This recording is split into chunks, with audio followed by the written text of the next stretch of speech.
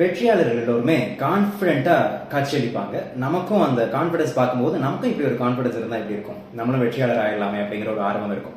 உண்மையிலே கான்ஃபிடன்ஸ்னா என்ன?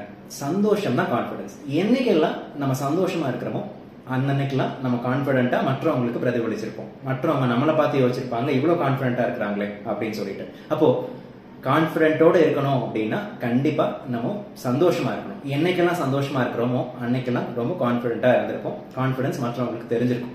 சரி, சந்தோஷப்படுறதுக்கு என்ன வழி? எப்போதுமே சந்தோஷமா இருக்கிறதுக்கு என்ன வழி? ஒரு சின்ன புதுமை பூத்துக்கிட்டே இருக்கணும். அன்றாடம் ஒவ்வொரு நாளும் புதுமை பூத்திக்கலாம். குறைஞ்சபட்சம் வாரந்தோறும் புதுமை பூத்திக்கலாம்.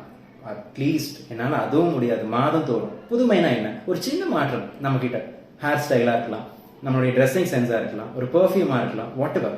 ஒரு பென் குத்திட்டு போறதா இருக்கலாம், ஒரு பிராண்டட் ஷர்ட் போடுறதா இருக்கலாம், ஒரு கண்ணாடியில் ஒரு சின்ன மாற்றம் பண்ணிக்கிறதா இருக்கலாம். ஏதோ ஒரு மாற்றத்தை நம்ம அன்றாடமோ இல்லை வாரம் ஒரு முறையோ குறைந்தபட்சம் மாதம் ஒரு முறையோ பண்ணிட்டோம்னா மற்றவங்க நம்மளை விசாரிக்கும் போதும் மற்றவங்க நம்மளை பார்க்கும் போதும் நமக்கு ஒரு சின்ன சந்தோஷம் கிடைக்கும்.